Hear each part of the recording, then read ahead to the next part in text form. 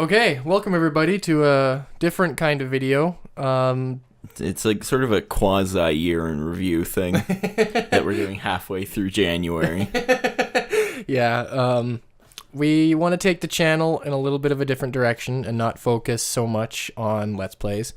So we decided to do, I don't know what you'd call us, a bit of a speculation on a year in review, sort of, for Nintendo in 2017. They released the Switch. So far, it's been a pretty successful, the fastest selling video game console in the US. Yeah, I think that's like ever, right? That's what I heard. Ever in the US for sure. I remember there was like some sort of speculation on that. Yeah. But pardon me. Yeah, I'd heard it on Twitter, so I thought I should that fact immediately check. makes it true. So to start off this discussion, we want to talk a little bit about Nintendo's first-party perspective, I guess, in 2017 and leading into 2018. They've done really well for themselves this year. They launched the Switch with Breath of the Wild, arguably one of the most revolutionary open-world games to be released in a very long time. Yeah. And Mario Odyssey as well, completely changing how we view 3D platformers in Mario. And I think that's something like they deserve a lot of respect for, is like they took arguably their two biggest franchises and like sort of completely changed the rules for both of them in the same year. Yeah, it is pretty impressive. I think don't quote me on this. I don't remember if it's true. I didn't look it up, but I remember hearing that this is the first time since the Game Awards started. I guess it'd be the first time ever, because it's only a couple of years old, that Nintendo had not only a game in the Game Awards potentially to win Game of the Year, but they had two games going up against each other. It's Breath of the Wild is probably my all-time favorite game of 2017. Mario Odyssey is definitely up there as well. There's other games. What else did they take a lot of risks with specifically? I feel like there was something. Yeah. I feel like it was sort of an industry-wide thing this year. Like, Yeah. we saw that with Sonic. You know, Sonic Mania was sort of a throwback to the 2D platformers, but also did a lot of different stuff. Yep.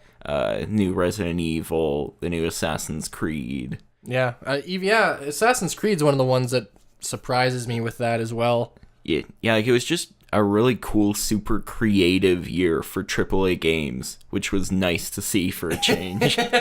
Yeah. So another thing the Switch has done very well, I guess, depending on your perspective. If you're someone who did or didn't have a Wii U, that affects your perspective on this. But there's a lot of hidden gems, I would almost call them, on the Wii U that didn't get the exposure they really deserve due to the poor sales of the platform. There's a lot of people unhappy that the Switch has so many ports of Wii U games, but there's, not everybody's like me and buys every console ever. So there's people who have a Switch who maybe they didn't even know the Wii U existed. So as far as they're concerned, Bayonetta 1 and 2 coming to the Switch is their first time getting a chance to play Bayonetta on a Nintendo platform, or Bayonetta 2 specifically, because that was a Wii U exclusive until now. Yeah. Yeah, like I think it's, say what you want about whether or not you like that they're releasing all these Wii U games on the Switch. I think it's a great business move for Nintendo, because there are people like me, like you said, who didn't buy a Wii U and did buy a Switch. So you have, now I can play Mario Kart 8 and I can play Pokken Tournament. And, it's a sequel, not technically a remake, but I can play Splatoon now. And then you're also hitting, some of the people like you who bought both, but want to be able to take Mario Kart 8 on the bus, or take Pokken Tournament on the bus, whatever. See, off the topic slightly, one of our local video game stores, it's one that you and I frequent a lot. I just don't want to say the name in case they don't want me to. Yeah. They actually did a trade-up deal with Mario Kart 8. I traded in my Mario Kart 8 on the Wii U to get 50% off of the Switch version. Oh, nice. So that's something I almost think Nintendo should actually do. But again, like you said, for example, my girlfriend Holly, Mario Kart's one of her favorite all-time. I don't know what I want to play, but I want to play something. I'll play Mario Kart or Smash Brothers or whatever.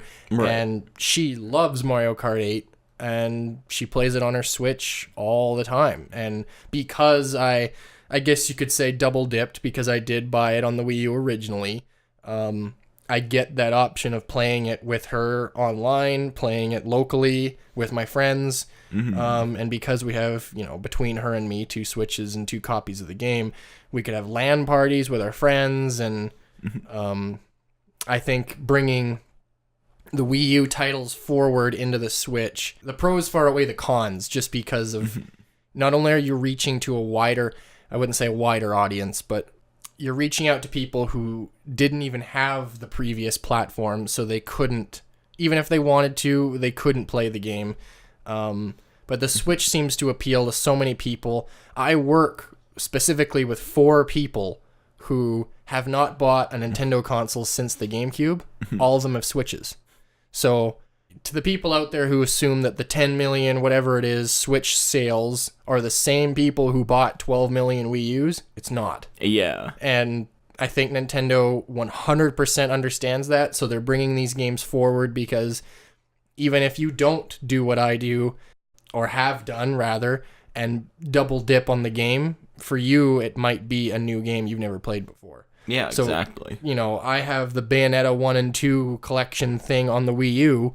I don't need it on the Switch, but Rob doesn't have a Wii U, so if he wants the exact same game, there it is. It's on. You can get it for your Switch. Yeah, exactly.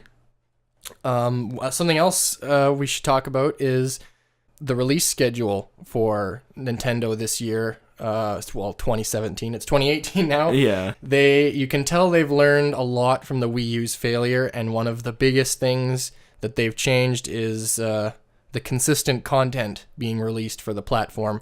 Whereas the Wii U had even third-party support. It had a lot of games come out in the first 6 months, and then it was dead for a year. Yeah, like so much of the Wii U's lifespan just felt like a slow drip of these really fantastic games. Like, Mario Kart 8 would sell, crazy amounts on pretty much any console. I think it's the highest selling Wii U game. Yeah, I'm not surprised. but like, because it was on the Wii U, where it's like, okay, we get, 1 or 2 really good games a year. It just didn't get the player base it would have otherwise. Yeah. And, yeah, I mean, like we said at the beginning, Nintendo released 2 huge AAA, critically acclaimed, big budget games for them within a year of each other. Not even a year. Yeah, March, 7 April, months May. or whatever it is. Yeah, 7 or 8 months apart. Yeah. That's something too where it's clear, given the way the Wii U's release schedule was towards the end of its life, it's pretty clear Nintendo devoted their resources towards making sure the Switch had consistent releases as the year went forward. We saw, I would almost say every 6 weeks, there was some big, whether it was a Wii U port or a new IP or a sequel, there was about every 6 weeks, I would say, a new Nintendo game on the horizon. Yeah. I remember it being right around the time I'm still not sick of Breath of the Wild, but right around the time where I was ready I want to play something else on my Switch. Here comes ARMS. I want to play something else other than ARMS. Here comes Splatoon.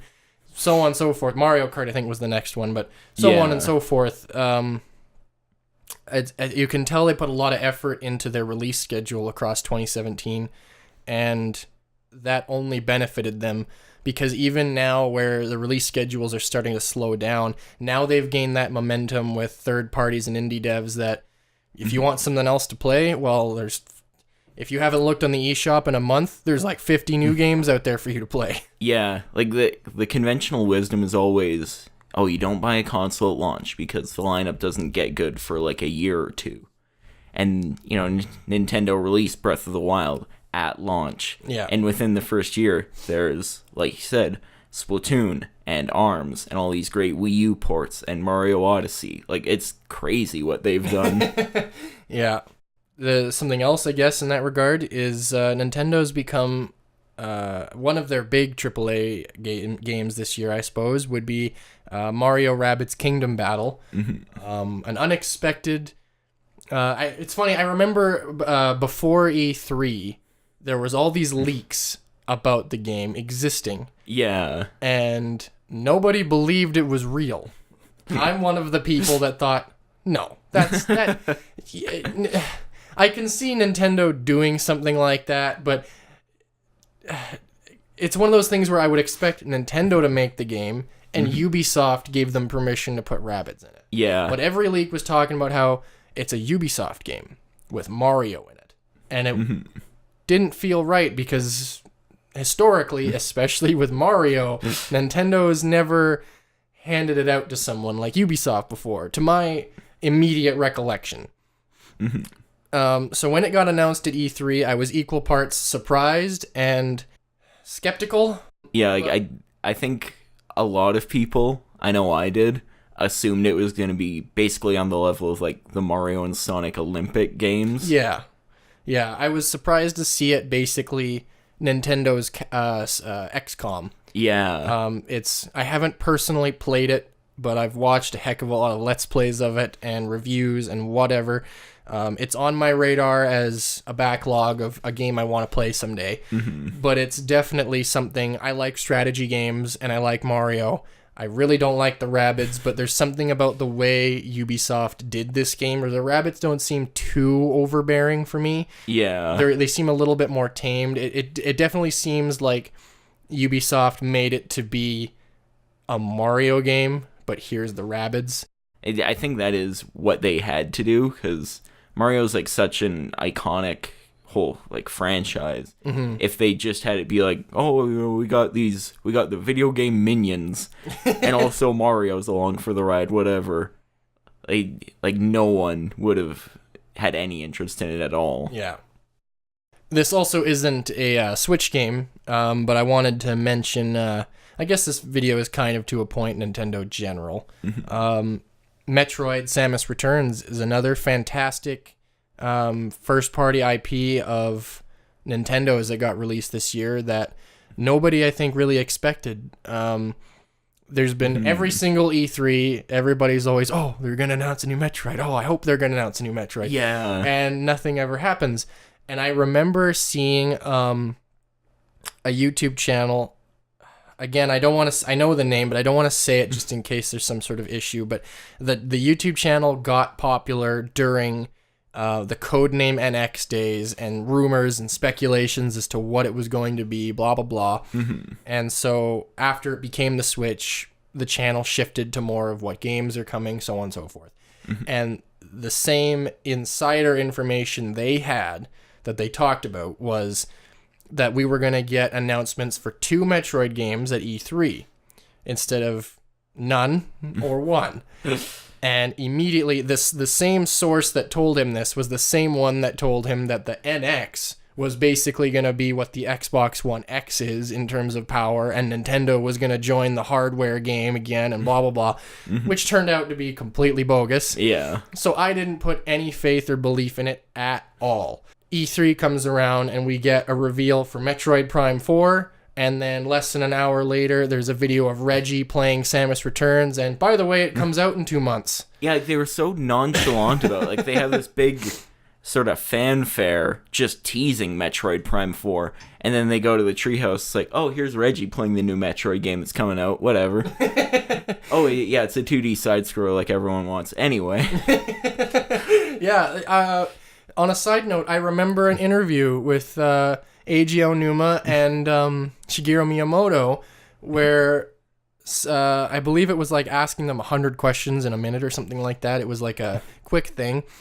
And I remember I don't remember who did the video, if it was GameSpot, IGN, someone else, Game Explain, I don't remember. But someone wrote on a piece of paper, a new 2D Metroid, please. and slid it face down towards them. They flipped it over, and they both smiled and laughed. Oh my and God. I remember being like, oh, their laugh, it hurts. They're utter dismissal. There's no chance we'll ever get it now. Yeah, I remember thinking that's why they were laughing, but now I get, they probably knew it was coming, but they couldn't talk about it. It's a fantastic reimagining of Metroid 2, Samus, The Return of Samus, which was on the original Game Boy, and like until Other M came out, was sort of the redheaded stepchild of the series. Yeah, it's a fantastic game. If you have a 3DS, go play it. It's also an example of what we were talking about earlier of Mario and Rabbids, with Nintendo just sort of handing out one of their close to heart IPs that they usually protect. Like Metroid specifically has been passed around to different developers historically, but specifically their 2D side scrollers, they've always done that in-house to my knowledge, and they're always very protective of the way they do things. So the fact that they just sort of handed it off and it turned out so well. I think there was a Nintendo director of some kind that led the dev team, but it was still a different company, different dev team. And I should have brought the game cartridge, the game case in here with me so I could be like, oh, this is the devs that made it. But I didn't. Yeah, I keep wanting to call them Big Red Button, but that's no, different. Big Red Button is a company that basically has made its living on ports. Yeah. Well, they did the Wii U Sonic Boom, right? Mm-hmm. Yeah. And I think they're the ones that ported Doom to the Switch for Bethesda. Oh, really? I think. Don't quote me on that. Speaking of that, Nintendo's also seemed to improve a lot of their relationships with third parties this year. Yeah. We got Doom on the Switch. We got Skyrim on the Switch. At this point, Skyrim's going to be on toasters, but nevertheless, big, huge third-party title. What else is there? Sonic games are usually on Nintendo platforms, so Sonic Forces isn't really a surprise. Yeah. The new remastered LA Noire. Yeah. They're getting sports games on Nintendo consoles, which is weird. Yeah. Wolfenstein 2. It hasn't released yet, but prior to the game's initial launch this year, Bethesda did confirm it's coming to the Switch. Yeah. I'm still holding out hope that Steep is coming. Have they talked about that at all? Last I heard, like months ago, they were having a lot of problems with the frame rate, I guess. Like they just couldn't get it to stay consistent. And then it's just been like radio silence since then. Yeah, so especially on the Wii U, and with the Wii a little bit, Nintendo's third-party lineups have really dropped. The Wii, I believe, technically if you look at a chart, it started with the Nintendo 64. It was the fact that they used cartridges instead of discs. It made bringing games over more expensive because cartridges are more expensive than discs. They had less memory than discs. Games like, to my understanding, again, don't quote me here, I believe Final Fantasy VII actually started development as a Nintendo 64 game. And then when the PlayStation became a thing, they hopped on board with that because Sony, I don't know, they probably waved a big check in their faces. But it was also something where I believe I recall hearing, had it released on the N64, it would have been like the most expensive game ever to buy because the cartridge that could hold it would have been huge in memory. So it was something where they went to this PlayStation because then it could be a competitive price. It could reach an audience. The PlayStation did really well. I think it was like a year old or 2 years old. I don't remember. It was new, but it wasn't like a fresh launch. Yeah, I don't really recall. But anyway, that was, I think the real beginning of declining in third-party support started in the N64 era. Yeah. But the GameCube, as I recall, if there was a big game, it was there.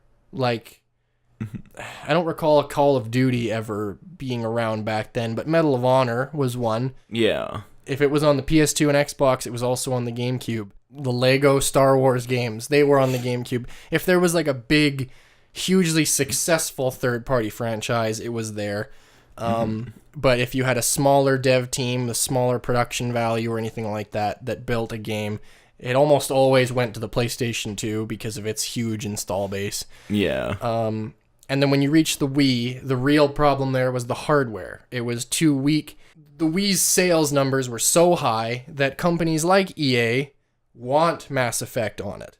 Yeah. But it can't run it at all. So and it ended up with a point where all these big publishers, they want to put games on the platform, but the platform can't handle it. So you ended up with huge amounts of shovelware. If you go to any used game store and look at their Wii section, there's cooking games and whatever else. I can't even... The games that look like smartphone flash games, they're just shovelware. And then moving into the Wii U, they finally had the hardware, but not the sales. So the Switch, so far, has both, at least well enough to support third-party games. Yeah. Nintendo, I think, has really realized the value in third-party support because the Switch seems to natively support, Unreal Engine 4 is the big one, that is basically used industry-wide almost at this point, and the Switch natively supports it. And since it natively supports that game engine, that makes porting the game, whether it's a PS3 or Xbox 360 or Xbox One or PC or PS4, whatever it was developed to be on, if the developers want to bring it to the Switch and it's with an engine that's compatible with the Switch, it's as easy as tweaking graphical settings or whatever to make it run properly, and it's something that can be easily adapted over. And yeah, it just feels like Nintendo built the Switch from the ground up to be something fun, something imaginative, but also something that developers won't overlook because it's easy for them to take the chance and just say, Bethesda's actually a good example of Doom and Skyrim were already successful. Let's test the waters by just, porting them over there and seeing how they do. Yeah. Well, one of the things they've done really well to build that relationship with third parties is just like putting their stuff out there for Nintendo. Like, I remember when the Wii U launched, it was like, oh, we've got Call of Duty and we've got Mass Effect. But you only really saw that when you went shopping for Wii U games. Like, I don't recall ever seeing a commercial for Mass Effect on the Wii U. Yeah. And now, Nintendo's saying, okay, here's our Direct. And in this Direct, we're going to talk about Dark Souls, because that's the new one that came out a couple days ago. And, we're going to post the Dark Souls trailer on our Nintendo YouTube channel. Like, it's just... they seem like less of an afterthought on the Switch, is what it is. Yeah, they're definitely putting a lot more effort into telling the world, hey, this game is here. We didn't make it, but it's here. That also seems to translate into their indie games, or Nindies, as Nintendo likes to refer to them, where in their directs, their YouTube channels or whatever, they regularly put out trailers for games that are indie games that maybe are classics or hits that have been on other platforms for a while, but there's also tons of ones that they're getting their debut on a Nintendo Direct. And they're coming to Steam, they're coming to PS4, but up until a couple weeks ago, nobody knew it was even a thing, but you learned about it first because Nintendo said, hey, it's coming to us. Yeah. And it's not coming first, it's not exclusive, it's the same launch day on all platforms, but Nintendo's the one that said, hey, look at this, it's here. Yeah, exactly. And the Wii U also, it had indie support, but it felt more like Nintendo had to seek out popular franchises popular indie games, and tell them, hey, we're not dead. We have a system. Why don't you bring your game over here? Yeah, like it I always sort of took for granted, like, oh, this hot new indie game isn't gonna come to the Wii U and the 3DS, and then if it did, that'd be, that's a nice surprise. And like every indie game that comes out now, I find myself thinking that might come to the Switch. I hope so. Yeah. The indie games on the Switch have done really, really well. like extremely well. So I think it is moving forward going to become just like Steam, where if it's an indie game, it's there. And I'm not complaining about that, but they need to be careful how that's going to affect the how many games are on the eShop, how many are getting buried, how many are getting ignored because there's just shovelware. So it's a catch-22, but I'm not necessarily complaining that if there's a cool new indie game, all I got to do is wait a week or two, and sure enough, they're going to announce, oh, by the way, it's also coming to Switch this summer. Yeah. Nintendo also seems to be a lot more open to games like Goner or The Binding of Isaac, games that are a little bit more mature, despite being an indie title, which historically, I think, when they first started popping up in mainstream popularity, were more or less callbacks to... this is clearly inspired by Mario because I grew up with Mario. This is clearly inspired by Ninja Gaiden because I grew up playing Ninja Gaiden. From the developer perspective.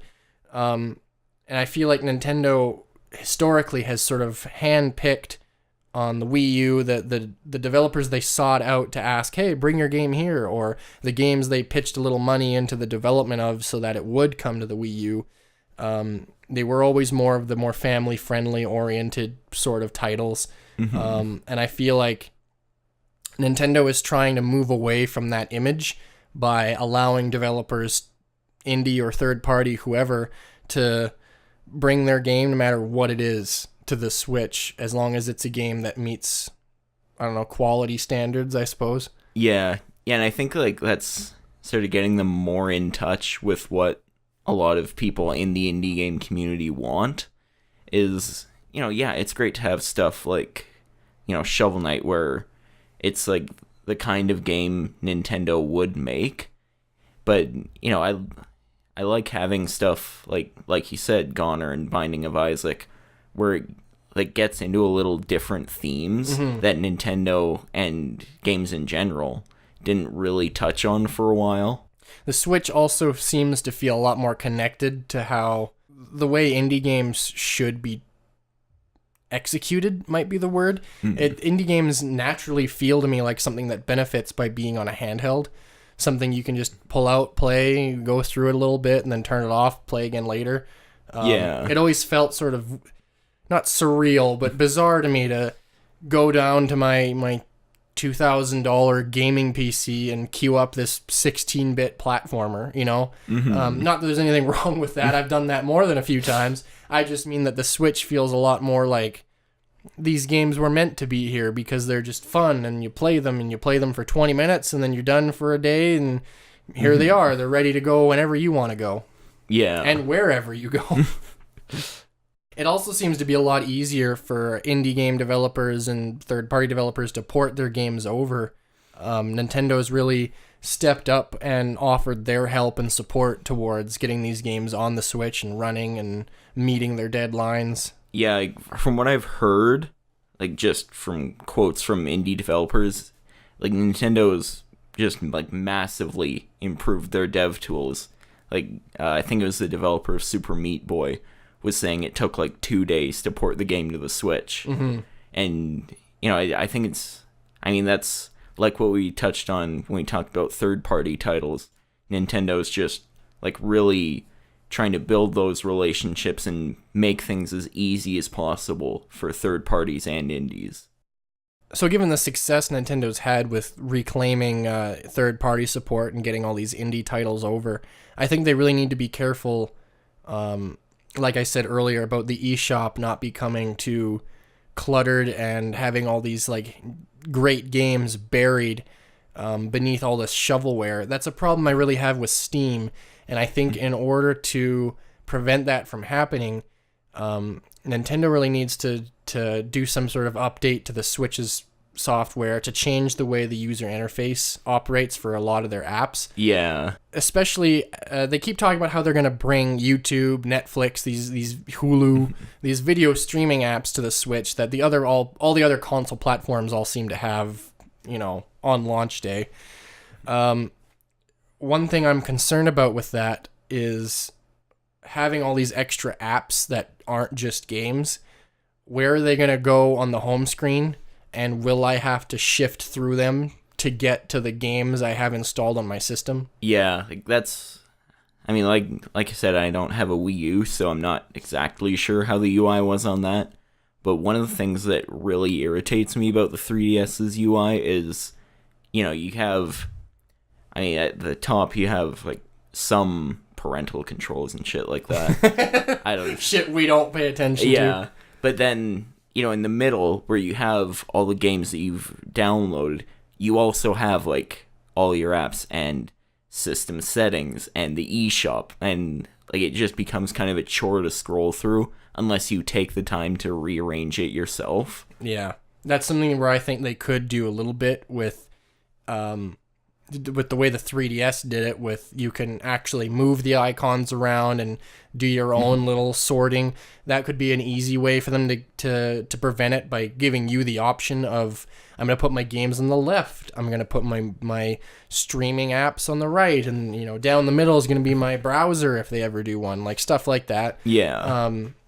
That'll function, but I think ideally what Nintendo should do moving into 2018 would be to update the system to have maybe down on the bottom there where you usually see your gallery, your eShop, your settings, you add a little icon that's meant for streaming apps or something, or apps installed. Yeah. When you click that, brings you to another page, and there they are.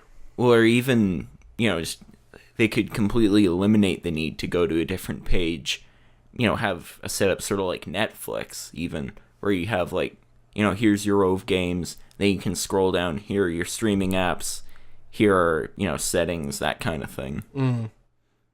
But yeah, anything to keep things from getting as cluttered as they have been in the past. Something else I want to see Nintendo address is, I think they need to add more features to the current operating system of the Switch to bring it up to more current gen standards. I would like, in this day and age, I don't usually use them that much regardless, but I would like the option of sending messages to people on my friends list, doing a voice chat, inviting friends without having to do friend codes, and I'd like to be able to do all of it on the platform, not with a smartphone app. Yeah, like it's weird how, so much of the Switch is like about streamlining things. If you're playing a game on the TV and someone else wants to use it, pick up the Switch and there you go. But like they've made their UI and operating system so bare bones that like any kind of messaging functionality, you have to fool around with like their other app, and like they've just made it so weirdly convoluted. Yeah, and another thing, I don't know if this is true, but I've heard that the phone app's actual downloads and usage are like really low. So I'm hoping that sends a message to Nintendo where they go, okay, even if they have to look at how the other console manufacturers have done it, the Xbox 360 did it in 2006. Yeah. It's we're moving into 2018. Come on, Nintendo. Like, on the Wii, you could send messages. Yeah. So why was that? I guess I can kind of understand, given that the Switch seemed to be a very quickly released platform, that maybe getting the system out, getting the functionalities needed, making it look pretty, making everything ready for launch was more important to them than having all these little side features that, again, like I said earlier, in this day and age, people like me don't really even use. Yeah. But I'd like the option, and I'd like the option to not have to be some third, something that drains my smartphone battery. Like, there's third-party companies that have already made Joy-Con grips that have a cell phone mount on them, so that while you're playing on your TV with your Joy-Con grip, or even handheld mode, doesn't matter, but your phone is right in front of you with your Joy-Cons. It's attached to the grip also, so that your messages and voice chat can be there. That shouldn't be necessary. No. The Switch has an earphone jack.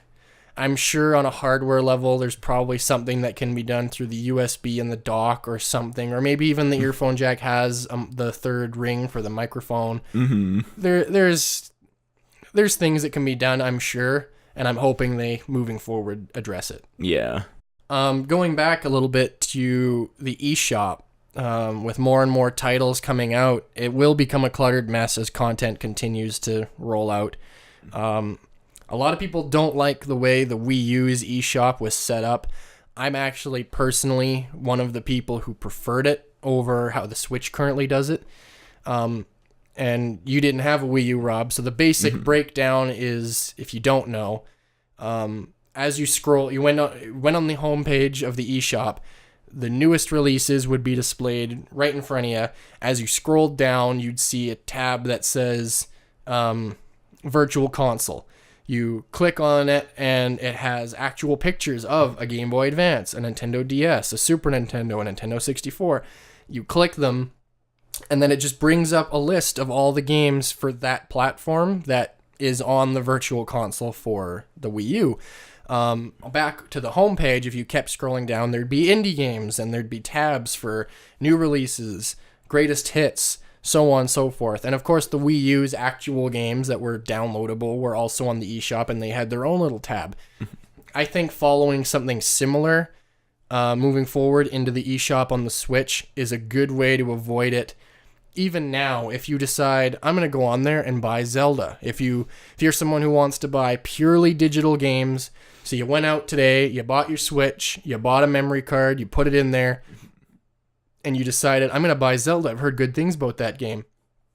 I don't think it's even in the greatest hits list anymore, because it's, no, not greatest hits, like best sellers, because the list keeps growing, so it keeps getting moved down. And if you go into the actual, like, menu of the games that are on the eShop, you're going to be scrolling for a real long time to get back down to that launch week of games. Yeah. So it's something where I think it needs to be addressed, and it needs to be addressed, I'm going to say, at maximum before 2019, because especially as more content keeps coming, by the time you hit that point, it's going to be a mess. At least now it's a manageable mess. By 2019, if it isn't addressed, it's going to be a nightmare. One thing I do like about the eShop and the Switch's UI overall is just aesthetically, I feel like it's a lot more minimalist. Like, you know, it used to be, you go onto the eShop to buy a game on the 3DS, you tap the icon, it shows your little progress wheel or whatever, makes a noise, you go in, okay, there you are. And then maybe you have to go through that a few more times to finally buy the game. You download it, shows you this little graphic of the zip line with all the gems being dropped into the game's icon, and, you know, plays little sounds for each of those. And then the Switch, you know, you have these nice soft tones when you go into the eShop. You buy the game, and then you just get like a little progress bar on the icon. And it's so much less like intrusive. It isn't as just straight up irritating as the 3DS was. Yeah, the Nintendo had that problem with the Wii as well. You could only download one game at a time. You couldn't update games at the same time as downloading a different game or anything like that. And when you downloaded it, you were locked on that download screen, and there was no actual... I guess there was a little bit, but I would say there's no actual recognition of the progress of the download. It was just Mario, an 8-bit Mario, if I recall, running across the screen, and there'd be 3 blocks above him, and he'd just keep running off screen, left to right, left to right, left to right, and occasionally he'd jump and hit one of the blocks. And I think that was your indication of, you're 33% of the way there, 1/3. Okay. But, you just keep running and running and running and running, and you're sitting there for like 25 minutes, 35 minutes, until he eventually hits the last block, and then it's done. Nintendo, I don't know why it took you so long just to give us a percentage bar, but thank you. Something else about the user interface is the gallery.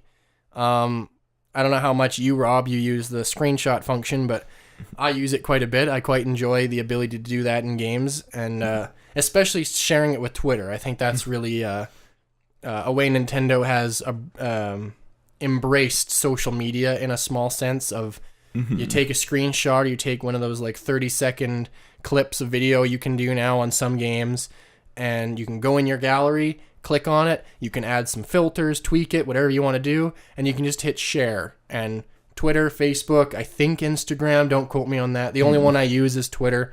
And you click on it. I have my Twitter account associated with my Switch already, so it just bloop, shared. And then when I check Twitter on my phone or on my computer, there it is. It's the picture I put. Yeah. So I think I like taking screenshots, and I like that Nintendo's embraced social media. But the gallery as it currently stands, for me, it's already a mess, because if I decide, hey, I want to show Rob this cool picture that I took on launch week of Breath of the Wild, I have to scroll so far down and through so many pictures that it's not even worth it. So it's become a problem for me, where I think what they should do is, moving forward, is put tabs for each individual game and title. Have it somehow keep track of what you were playing when you took the screenshot, and the picture goes there. Because now, if I want to show you a picture from Breath of the Wild during my launch week, I have to just hold the joystick down and watch pictures from recent Breath of the Wild, or Blaster Master Zero, ARMS, Mario Odyssey, Splatoon, whatever else go by on the screen, and I have to sit there for, it feels like, a million years just to get to the bottom, so I can then figure out where in relation to the bottom that picture went. So give us some sort of organization for that. Give us the ability to make folders, put pictures in them as like favorites or whatever, like shortcuts to finding what you want to find. And I think a good way to do that short term is just make it so that there's different tabs for different games. So if I want to show Rob a picture I took in ARMS, I go to gallery. It shows all the games I've ever taken screenshots in. I click on ARMS. There's the 10 ARMS pictures I took, and I don't got to shift through the 3,000 Breath of the Wild pictures I took. Yeah, exactly. So, to conclude this video, we want to talk about what we want to see from Nintendo moving forward personally. One of the biggest things for me, Virtual Console. Yeah. I want a Virtual Console that puts the Wii's Virtual Console to shame, and I want it quick, and I want it now, and I want to buy the game once and not have to buy it again and again and again moving forward. I did, honestly, like, yes, obviously I want the Virtual Console exactly the way you described it. I'm almost at the point I kind of just want to know if they are going to kill it. Because, like, they've spent so much time being quite like, oh, we might not call it Virtual Console. Like, just tell us, are we going to have this or not? But yeah, I do definitely want the Virtual Console. Yeah. As long as it's the same idea, like, pretty much since the Switch launched, there's already been all kinds of, like, the SNK arcade classics out there. Yeah. And I don't have a problem with Nintendo doing the same thing, where instead of there being the Virtual Console, quote unquote, they literally just put Super Metroid on the eShop. I don't care.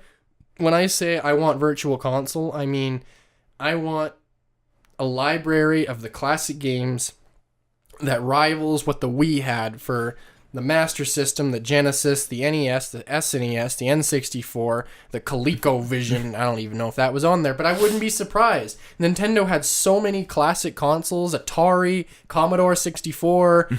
They were all on the Wii, and there was even games that had never been released outside of Japan on that Virtual Console. And the games were cheap, quick, easy to buy, a legitimate way to buy them if you're...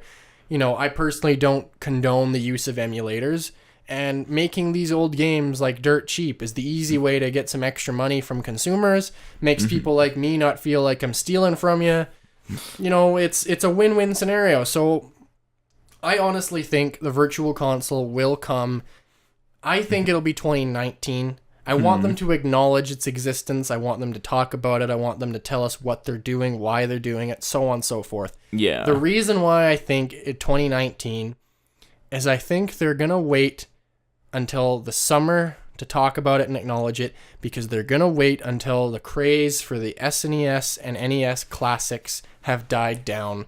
Yeah. Because what is the point in putting Super Mario World, Super Metroid, Contra, whatever else that's on the Super NES Classic on the Switch when for, I don't know, $2, $3, $4, $5 each. So a total price of, I don't even know, random number, $100. Whereas I can run to Walmart and spend $60 and get all of them with the iconic SNES controller. And I get this cute little box that looks like the console I grew up with. Yeah. Yeah, So, I think that is really what's been holding it up. yeah, I think they're just trying not to compete with themselves. Yeah. But Nintendo, when you do it, Please do it exactly the way we want it. you're one of the few giant corporations out there that I believe, at least as far as keeping your consumers happy, you're very pro-consumer. You're still a corporation, you got to make money, blah, blah, blah. I know that. I'm not blind to that. But you do strike me as someone who cares about what your consumers think about you. If you want to knock it out of the park, literally, maybe at E3, go, by the way, Virtual Console comes out tonight at midnight, free update, and here's like 200 amazing games that we know you love, all available for download right away. Yeah, start the Nintendo Treehouse and just cut to Reggie playing Super Metroid. No, oh man. Cut to him playing Super Metroid and like he's playing Samus Returns with his feet. More Reggie hijinks, please. But yeah, I just want it there because I don't know. I like Nintendo's classics, and one of the things I didn't do with the Wii was dive headfirst into it. So there were select games that from my childhood or games I'd heard about that I wanted to try, like, I don't know, Mario 3, Super Metroid, whatever, that when they popped up on the Virtual Console for the Wii, I wanted them, I bought them because they were cheap. But I didn't dive into Atari 2600 games or Commodore 64 or all these other games that could be a lot of fun to play on the Switch. So I'm not someone who's double dipping by you bringing those games forward with you. I don't know what sort of huge contract legal crap that has to be done in order to get those platforms games on your system now. But I hope you do it. And when the Virtual Console comes, it's big, it's huge, it's awesome, and it's what everybody wanted the Wii U's to be after the success of the Wii's Virtual Console. And GameCube games. Yeah. You told us you'd do that with the Wii U, and you never did. So, yeah, bring GameCube games. Even Wii games. Wii games, I suspect, would be a lot easier to port. I think so, yeah. Like, I'm assuming the game engines would have to have some tweaking done, would have to, there'd have to be some time invested in making them run. But as far as, like, the pointer controls the Wiimote used or the motion controls that they used, yeah, I'm assuming it wouldn't be too hard to make the Joy-Cons emulate that in a Wii game. Yeah, I wouldn't think so. So you've got a console with the control scheme people prefer, but you also have those motion controls, so don't be afraid to throw us some Wii games, too. And with the Switch being such a modular console by itself, it seems only natural that we'd talk about the peripherals we could get with it. I've heard a lot of speculation that, if we get GameCube games on the Virtual Console, whatever that ends up being, they could release Joy-Cons with analog triggers, which would be awesome. I'd love those for racing games too. Yeah, especially if they based them off of the GameCube controller. I've seen concepts that people have drawn where the right and left Joy-Cons are the right and left halves of the GameCube controller. That'd be cool. Yeah, that'd be really neat. And I think that'd be kind of cool for just purely, as long as the control scheme wasn't locked to you had to have something like this. Yeah.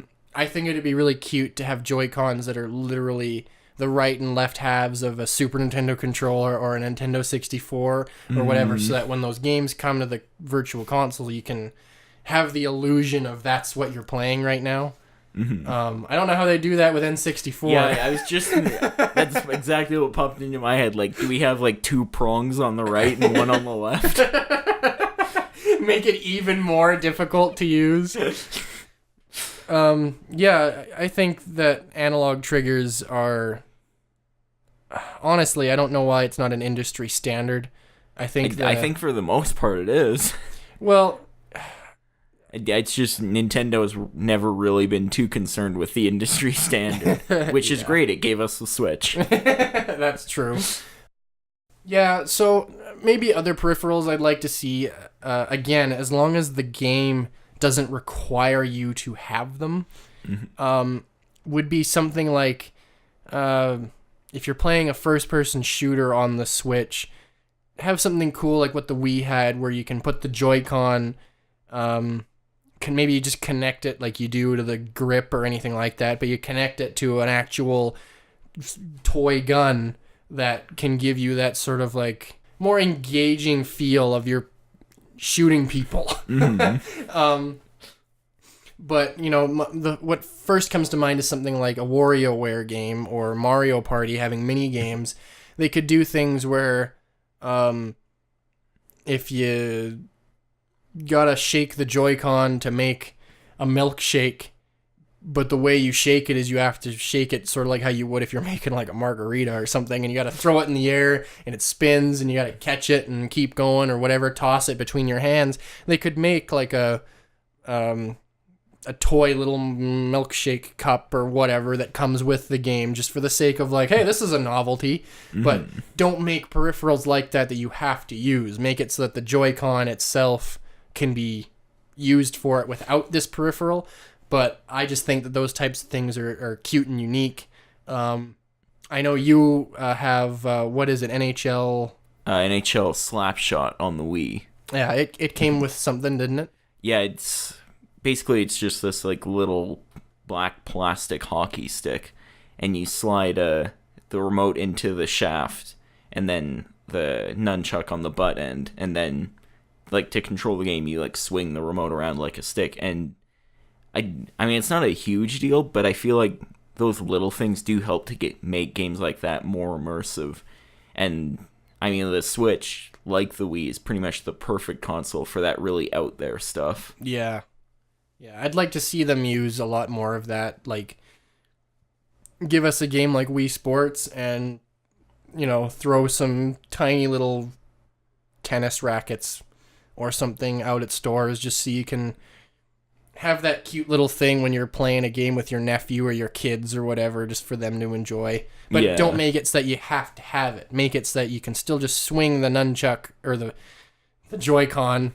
I gotta catch up to the modern times. Make it so you just gotta swing the Joy-Con to swing a racket or whatever you gotta do. So to close out this video, I guess we wanted to talk about games we would like to see come to the Switch moving into 2018. We've already had a mini direct just the other day that showed us Dark Souls Remastered is coming to the Switch. Previously announced Bayonetta 1 and 2 are coming to the Switch. Those are like the bigger games, I guess. We have a lot of knowledge about... Game Freak is working on a Pokemon game for the Switch. I'm not sure we'll see that 2018 personally, but I'm sure we'll see a trailer.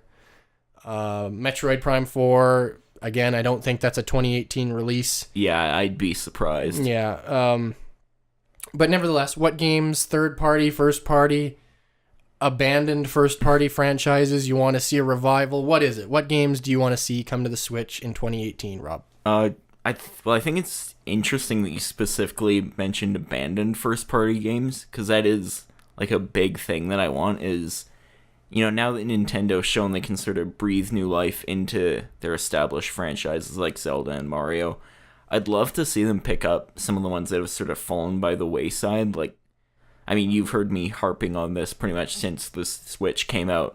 I really want a new WarioWare game.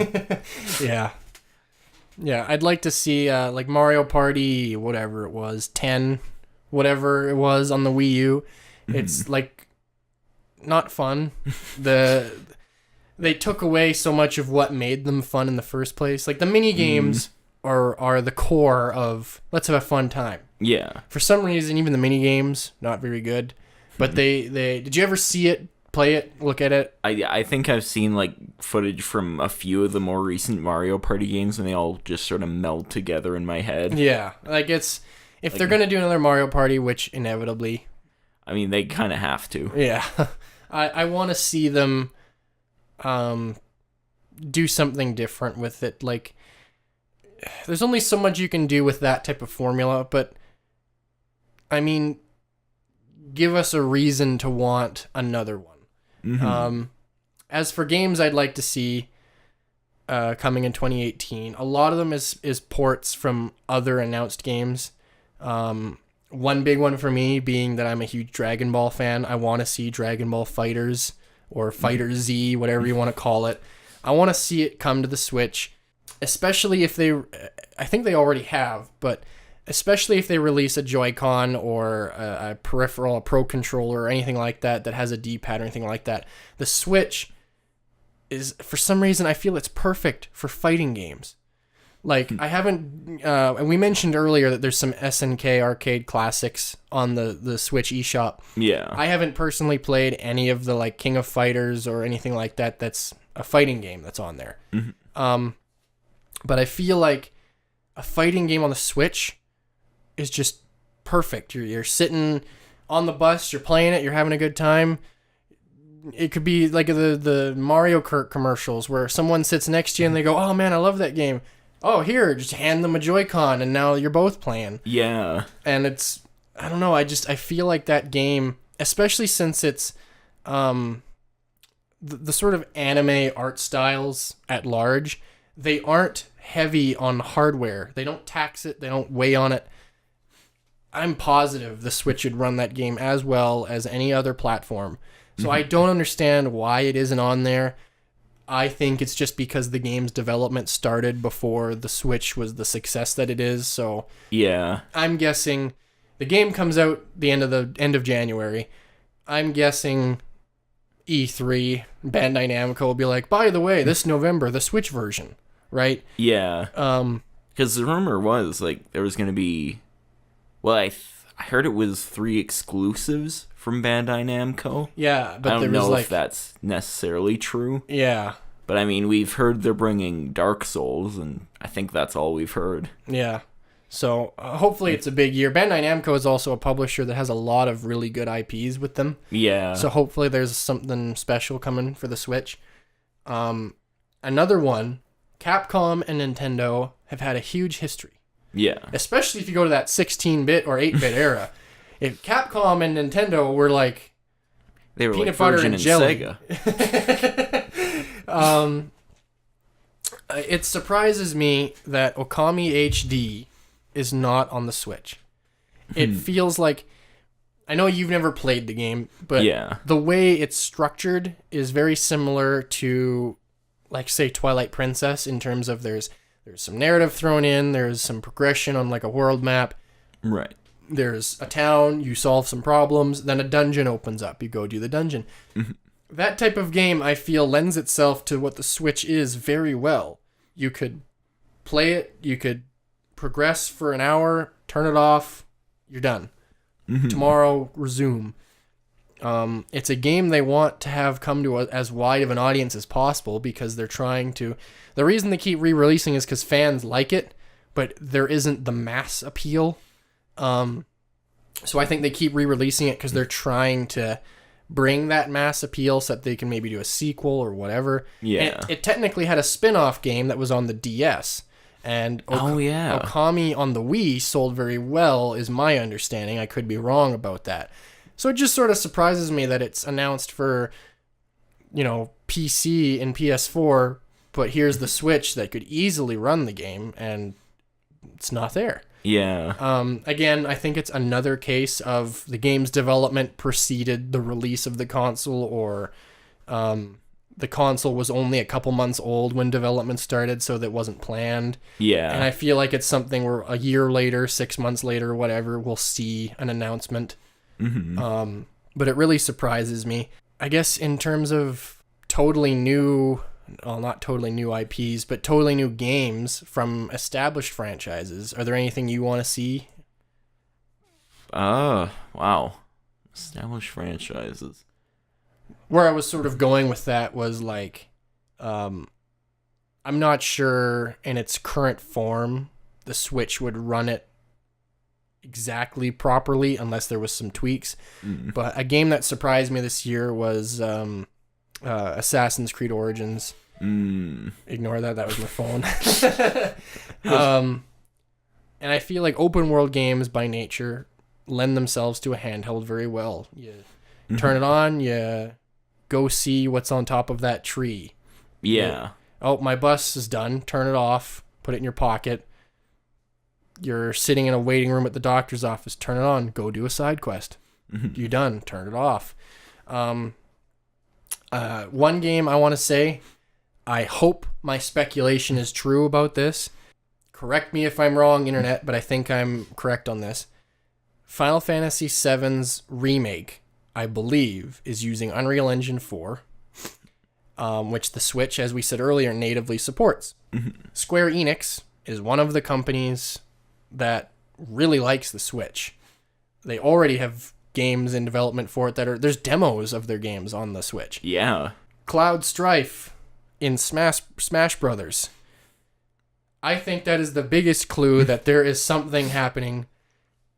I want to see that game come to Switch. It's another game where I don't think it's a 2018 release. But if it is, I want to see it come to the Switch. Yeah. And I think the biggest thing I want for Switch games in the future is, like, there are so many genres that they just haven't really touched on, and I'd love to see them expand into that. Like, you know, we were talking the other day about how, like, arcade sports games have kind of disappeared in the last few years, and, I mean, you know, something that, where you can just hand a controller off to someone and casually play, or that you can play in small chunks, like, that'd be perfect for the Switch. And I'd love to see more of those. I also think people are getting tired, I guess, of ports, but the Switch, I don't know what it is. I'm honestly trying to not just be a Nintendo fanboy and say nothing but positive things about it, but it is the first time a platform has been released that I am legitimately willing to buy almost any game I own a second time to play it anywhere I go. Yeah, it's such a unique situation. So, I know people are tired of Wii U ports. I want to see ports of other games from history's past brought up to it. I have mixed feelings about this one in particular. Konami, I like a lot of your IPs. A lot of your games are great. I don't like the way you treated Hideo Kojima, and I don't like that you're making a Metal Gear game that is butchering the franchise after he's left. I believe that when the father of the franchise is left, the franchise dead. Metal Gear Survive is kind of a middle finger to die-hard Metal Gear fans like myself. But is that seriously what it's called? Yeah. That is the dumbest thing. And it's like a zombie survival. Oh my god. It's not Metal Gear. No. They took the game engine that made Metal Gear Solid 5 and they just made a different game and plopped Metal Gear on it. Oh god. But anyway, the Metal Gear collection on the PlayStation 3. It's fantastic. I think it's on the Xbox 360 as well. It might be Xbox One and PS4. I don't remember. I think it's on other platforms. It's basically every Metal Gear game you'd want to play, leading up to 5. I want them to make an updated Metal Gear collection. Konami, just port them. Don't touch them. Don't alter them at all. But bring them to the Switch, and I will buy it. Another one would be if EA, again, not a fan of the company. I really don't like EA, their business practices. If they brought the original Mass Effect trilogy to the Switch, I'd buy those games again. To have them portable would be mind-blowing. I can't tell you how fucking rad it would be to be on a road trip and be like, well, it's going to take 7 hours to drive here. Here, you drive. I'm going to play Mass Effect. I'm going to see if I can beat 1 in 7 hours, you know? Like, I want to see as many ports of these games as possible, but not... I don't want the Switch to become nothing but Nintendo's handheld that games from 10 years ago are being brought to. Yeah. But I'm not someone to shy away from the fact that they would probably sell if they did. Probably. And I want to see games like the Mass Effect trilogy, not Andromeda, the original trilogy, come to the Switch. I'm positive it would run. There'd probably be some tweaking that'd have to be done because it's using Unreal Engine 3, I believe, not 4. So on and so forth. But I want to see as many ports of games as possible. And third parties jump on board, which so far is picking up momentum. Yeah. Dark Souls on the Switch is a little bit of a surprise. There were, back when it was Codename NX, From Software had said they had, I think it was Dark Souls 3 running on it with a performance level that they approved of. And then the Switch got revealed. The Switch got announced. They had that big showcase last January of 2017. All throughout the year, From Software was silent. There was nothing. And everybody thought, oh, it was a rumor. It was a murmur. Nobody cared. Yeah. Here's Dark Souls remastered on the Switch. So I think there's something to that hopefully that, a year from now there'll be Dark Souls 2 remastered or whatever. Build up a fan base on the Switch so that when the inevitable 4 happens, just bring it to Switch. Yeah. Done.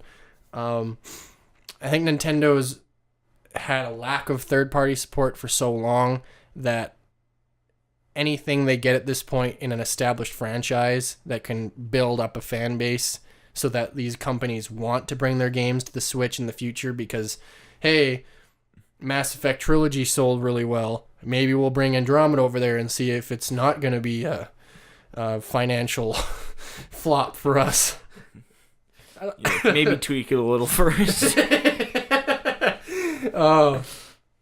But yeah, I don't really know what else to say about it other than I want to see as much come to the Switch as possible, but I don't want that to mean that I don't want that to mean that the quality is going to drop. Yeah. I don't want to see shovelware like the Wii had. I want to see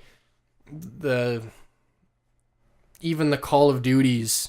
I don't play it myself, but those games need to be there for the mass appeal to really take off. Mm-hmm.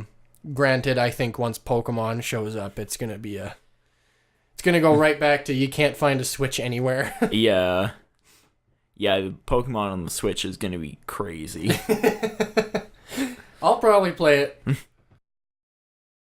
So, anyway, this has just been sort of our impressions of the last year and idle speculation about what the next might bring. I mean, if you have your own ideas, feel free to leave them in the comments. We don't have enough comments for it to turn into a steaming shithole yet. So, please feel free to let us know what you think and maybe we'll respond. If we feel like it. But, yeah, in the meantime, this has been kind of a departure from what we've done before. So thank you for watching.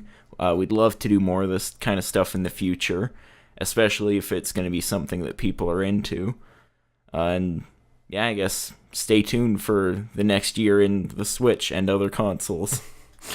Yeah, maybe we should do something like this for other consoles too.